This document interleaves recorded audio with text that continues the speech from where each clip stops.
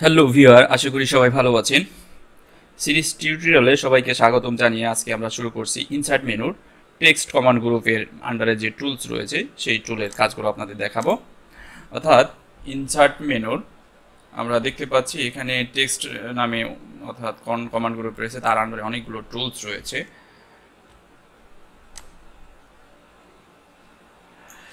তো এই টুলগুলোর কাজ আপনাদের দেখাবো। টেক্সট বক্স প্রথম যে মেন অপশনটি রয়েছে, টুলটি রয়েছে, সেটি হচ্ছে টেক্সট বক্স। অর্থাৎ টেক্সট বক্সের সাহায্যে আমরা কি করতে পারবো, সাধারণত কোনো ডকুমেন্টের ভিতরে যদি আমরা কোনো টেক্সট বক্স আকারে কোনো কিছু লেখালেখি করতে চাই, অর্থাৎ বক্সের ভিতরে কোনো কিছু লিখতে চাই, সেক্ষেত্রে টেক্সট বক্স অপশনটি ব্যবহার করব। আর এটি ব্যবহার ক্লিক করার সাথে সাথে এখানে আমরা দেখতে পাচ্ছি অনেকগুলো স্যাম্পল অর্থাৎ বক্স আকারে কিছু টেক্সট স্যাম্পল রয়েছে, যে স্যাম্পলগুলো আমরা খুব সহজে ব্যবহার করতে পারবো। ধরুন আমি লম্বা আকারের একটি টেক্সট বক্স ব্যবহার করতে চাচ্ছি, এখানে ক্লিক করার সাথে সাথে অটোমেটিক এখানে ফিক্সড হয়ে যাচ্ছে। টেক্সট বক্সের ভিতরে যদি আমি কিছু লিখতে চাই, সেক্ষেত্রে এখানে আপনি এনিথিং যা টাইপ করবেন সেটা এখানে অটোমেটিক লেখা চলে যাবে। তো এভাবে আপনি যা ইচ্ছা তাই এখানে লিখতে পারবেন। এবং এই টেক্সট বক্সকে যদি আপনি মুভ করতে চান, অর্থাৎ এই লাইনের উপরে ধরে আপনাকে মুভ করতে হবে। আমরা চাইলে টেক্সট বক্সগুলোকে ছোট করে নিতে পারবো। আর বক্স ছোট করার জন্য আমরা এখানে মাউস পয়েন্টার দিয়ে ড্র্যাগ করবো নিচের দিকে বা উপরের দিকে, এখানে ছোট হয়ে গেছে। তো এটা তো অনেক স্যাম্পল রয়েছে। এই স্যাম্পল ছাড়াও যদি আমরা কোনো টেক্সট বক্স ব্যবহার করতে চাই, ইনসার্ট থেকে আমরা টেক্সট বক্সে আসছি, দেখতে পাচ্ছেন এখানে ড্র টেক্সট বক্স নামে একটি অপশন রয়েছে। তো এটিতে ক্লিক করার পরে দেখেন মাউস পয়েন্টারটি প্লাস সাইন ধারণ করছে।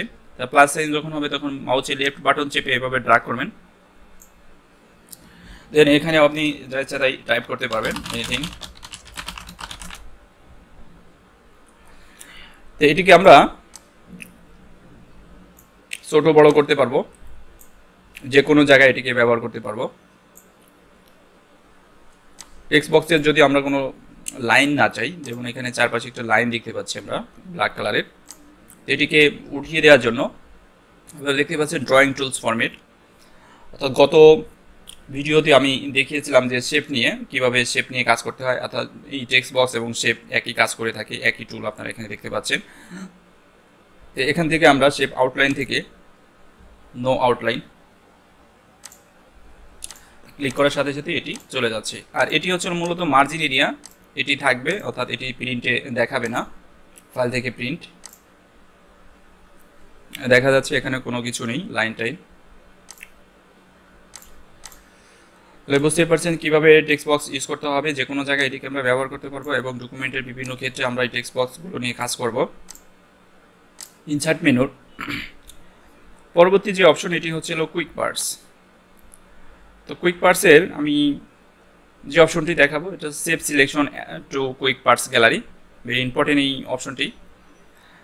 তো এটির কাজ হচ্ছে মূলত যে আমরা কোনো সিলেকশনকে সেভ করে রাখতে পারবো।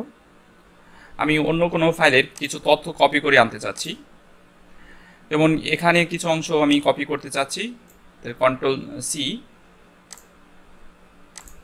কপি, ইনসার্ট থেকে কুইক পার্স সেভ সিলেকশন।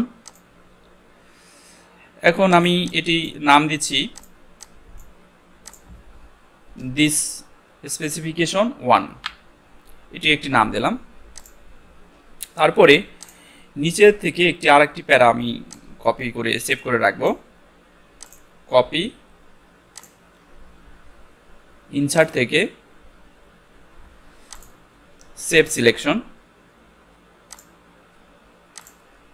এটি ট্রু নাম দিচ্ছি, this layout true, then okay.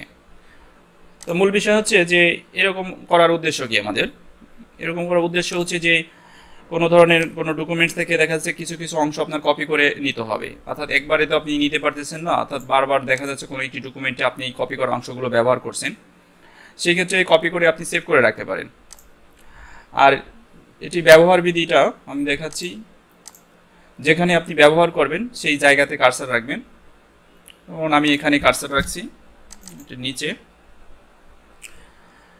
Quick purse থেকে আমি যেটা চাই আমার এখন এই টেক্সটের নিচে এই লেখাটি দরকার, যখন ক্লিক করার সাথে সাথে এটি চলে আসছে। আবার যখন আমার এখানে কিছু লেখা আছে, যেমন আমি একটা এখন টেক্সট বক্স নিলাম,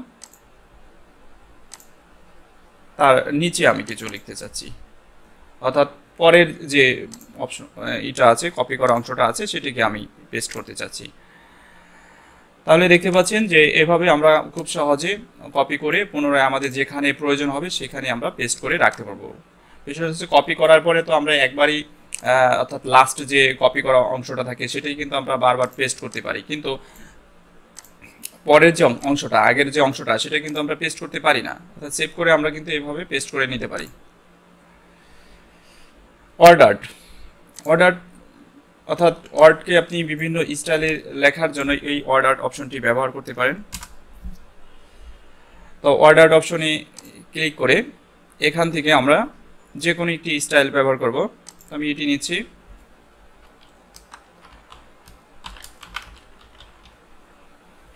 অর্ডার, তো অর্ডারকে আমরা যদি বড় করতে চাই বা ছোট করতে চাই, সেক্ষেত্রে আমরা এই লাইনটা ধরে এভাবে বড় করব, এবং লেখার সাইজটাকে যদি বড় করতে চাই, হোম থেকে আমরা সাইজটাকে বড় করে দেব।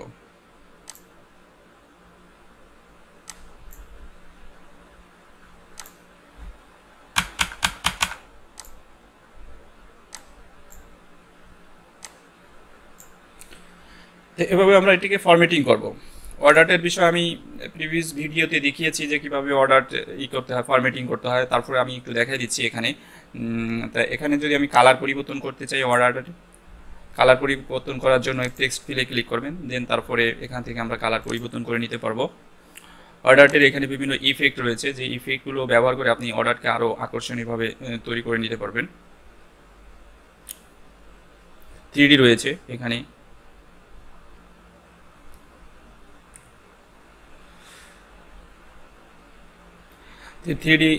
বিভিন্ন ধরনের 3D রয়েছে, এখানে ফিল্টার রয়েছে। অর্ডারের বিষয়টা সবাই বুঝতে পারছেন কিভাবে অর্ডার ইউজ করতে হবে। অর্ডারের পরে যে অপশনটা রয়েছে এটা হচ্ছে ড্রপ ক্যাপ। তো ড্রপ ক্যাপ কি এবং কেন ব্যবহার করা হয়, এখানে লেখা আছে যে create a large capital letter at the beginning of a paragraph. অর্থাৎ প্যারাগ্রাফের শুরুতে যদি আমরা কোনো অক্ষরকে বড় করতে চাই, সেক্ষেত্রে আমরা এই ড্রপ ক্যাপ অপশনটি ব্যবহার করব। তো ড্রপ ক্যাপ অপশনটি ব্যবহার করার উদ্দেশ্যই হচ্ছে মূলত যে কোনো প্যারাকে যদি আমরা বা কোনো একটা বিষয়কে আমরা গুরুত্ব সহকারে দেখাতে চাই, সেক্ষেত্রে আমরা প্রথম অক্ষরটিকে সিলেকশন করে, প্যারাগ্রাফের প্রথম অক্ষরটিকে সিলেকশন করে ড্রপ ক্যাপ, দেন ড্রপ ক্যাপের দুটি অপশন রয়েছে এখানে, ইন মার্জিন ভিতরে রয়েছে, একটা হচ্ছে বাহিরে রয়েছে। আমরা যেটা চাই এখান থেকে সেটা ইউজ করব। আর এটিকে যদি বাতিল করতে চাই, ননে ক্লিক করলে এটি বাতিল হয়ে যাবে।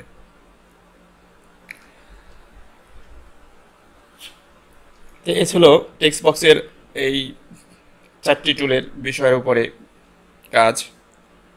তাই পর্যন্তই আমি এই ভিডিওটি রাখছি। পরবর্তী ভিডিও টিউটোরিয়ালে আপনাদের দেখাবো সিগনেচার লাইন, ডেট টাইম এবং অবজেক্ট। এবং আশা করি ধৈর্য সহকারে সবাই আমার ভিডিওটি দেখবেন, এবং পরবর্তী ভিডিও দেখার জন্য সবাইকে আমন্ত্রণ জানিয়ে আমার ভিডিওটি শেষ করছি। আল্লাহ হাফেজ। ভিডিও শেষে আপনার কাছে ছোট্ট একটি অনুরোধ করিব, যদি এই ভিডিওটি ভালো লাগে অবশ্যই লাইক, কমেন্ট এবং শেয়ার করে আপনি আপনার বন্ধু এবং বান্ধবীর মাঝে ছড়িয়ে তাদের উপকার করতে পারেন, এবং আমাদের চ্যানেলটি সাবস্ক্রাইব করে রাখুন যাতে করে পরবর্তী ভিডিওগুলো দেখতে পান। Thank you.